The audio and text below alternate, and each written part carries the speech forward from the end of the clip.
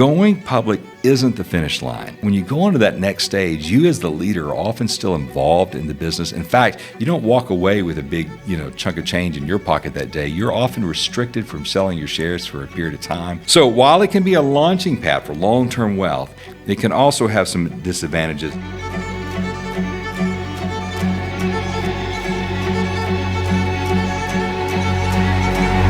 Everybody leaves their business. They either leave it by death, they leave it by disaster, or they leave it by design. Welcome to the Leave My Business Well podcast, where we help business builders like you decide how to leave their business by design and flourish throughout retirement and life. I'm your host, Derek Moffatt, a certified financial planner and certified exit planner. And today we're going to talk about one of the rarest types of exit strategies for people, but it does happen, and that's taking your business public. It's the IPO stage. It's probably what a lot of people dream of when they start a business, that they're going to one day be able to ring the bell of the New York Stock Exchange, have their business go public, and then ride off into the sunset with a lot of money. Sounds exciting. So today we're going to unpack what it means to go public, what it means for your business, what it means for you. We'll talk about some of the advantages and disadvantages of that type of strategy.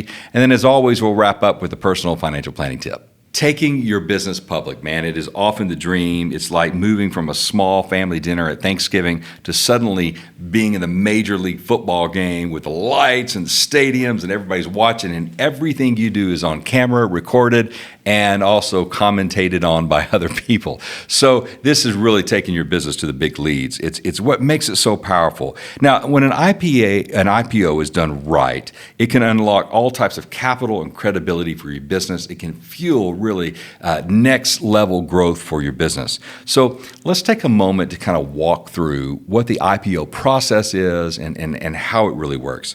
So step one is really assessment and preparation. Before you can go public, you've got to make sure to get your house in order. And I think this is true, as we've talked about, with lots of different types of exit strategies, whether you're selling to a third party, even to your co-owners or key employees. Taking the time to get your financial business, your systems, your processes, all that in order is really a strategic move to make that business strong in the future. But it's essential. You have to do it when you're going to go public. It's like cleaning up before company comes over, but this time your company is Wall Street and regulators. And they are going to really look deep at your business to make sure it's worth investing in. So here's what you'll need to do. You'll need to assess your financial health. You'll need to make sure that your business model, your teams, your goals, all that is in line, in writing, documented, thoroughly reviewed, and accurate.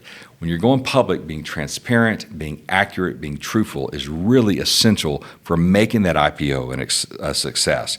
And you might ask yourself the question here, is going public really the right strategy for your business? Because there are some pretty significant trade-offs that you're going to want to consider.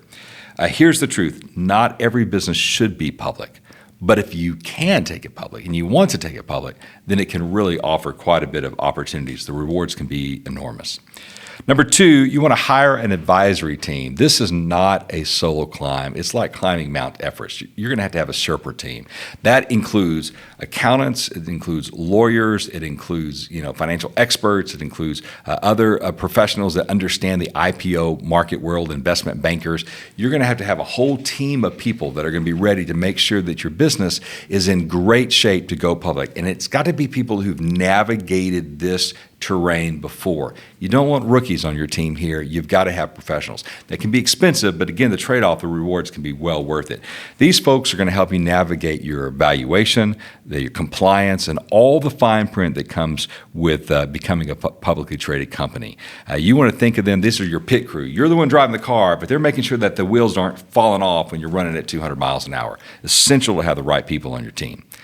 Number three, you want to get a regulatory review and documentation. So this is after you get everything lined up, ready to go, you file a registration statement with the SEC. And this is like your business biography. This is going to tell your investors who you are, what you're doing, what you want to do with the money. It's your financial statements, your leadership details, your risk, and how you plan to use the funds that you're going to raise. All of this is lined out. You've got to submit that with the SEC and get their approval. It's not light reading. It really makes War and Peace look like a little tweet, or something. It's so important that you have this done and that it's done right. Number four is pricing and the roadshow. This is where you're going to begin. Once you get the green light here, your investment bankers will help you set the price range for your your business and for your shares.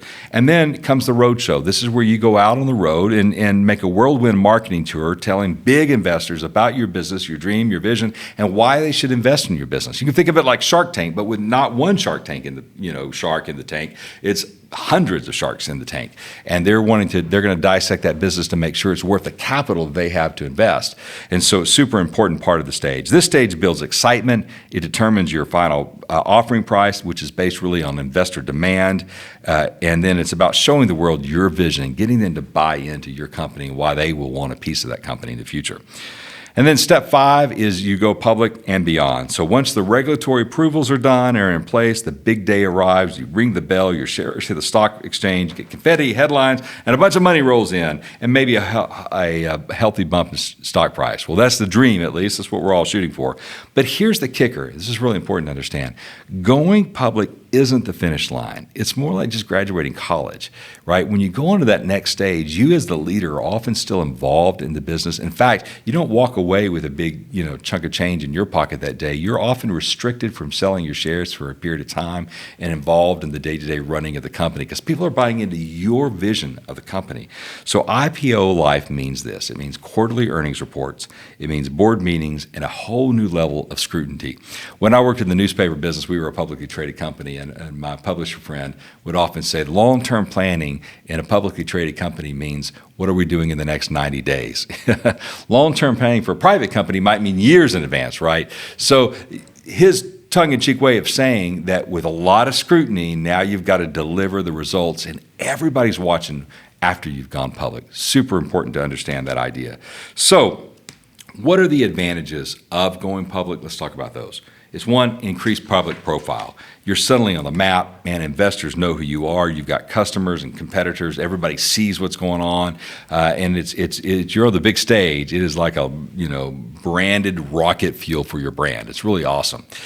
2, employee incentives. You can now offer stock options or restricted stock units. This is a powerful way to attract and retain top talent.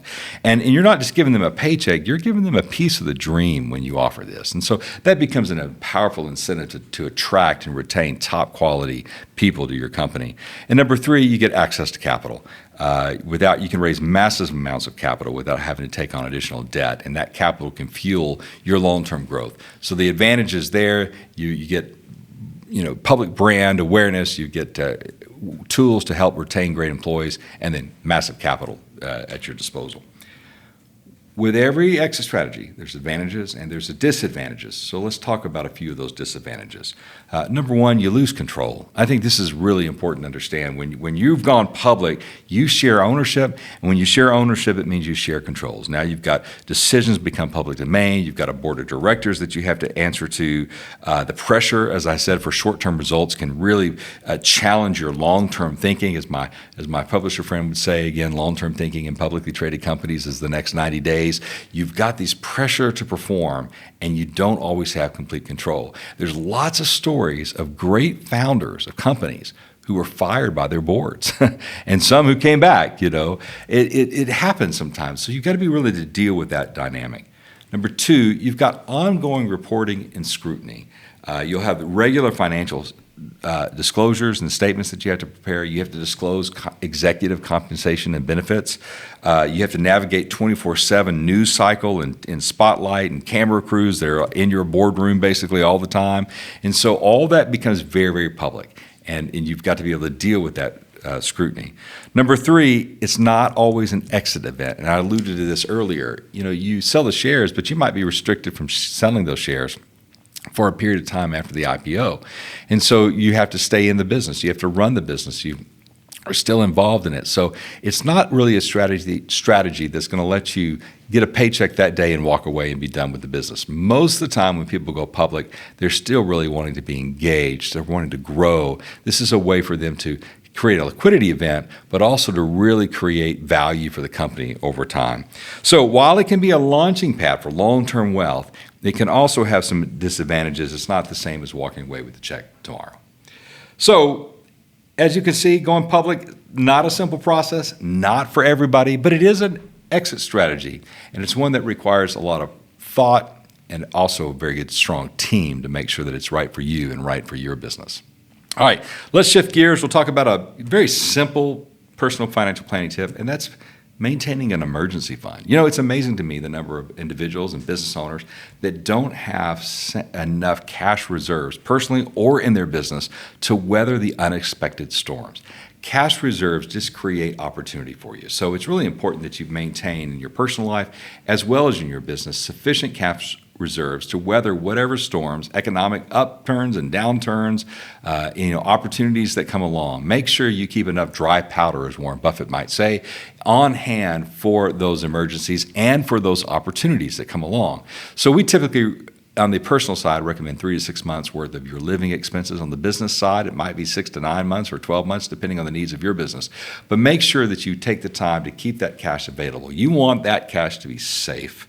You want it to be accessible, and you want it to be where you can use it in case of a need. An important, simple blocking and tackling financial planning tip.